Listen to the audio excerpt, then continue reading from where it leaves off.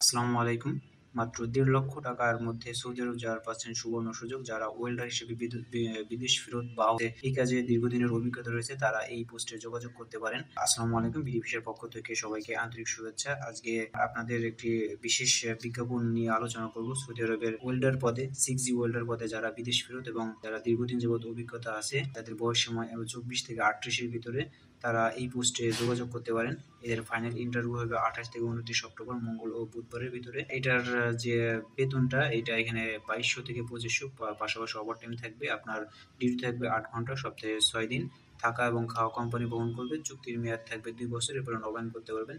এটার জন্য অবশ্যই তাকামুল সার্টিফিকেট লাগবে। যদি আপনার তাকামুল করে দিতে পারেন তো আলহামদুলিল্লাহ, যদি না পারেন সেই ক্ষেত্রে আমরা আপনাদের হেল্প করব।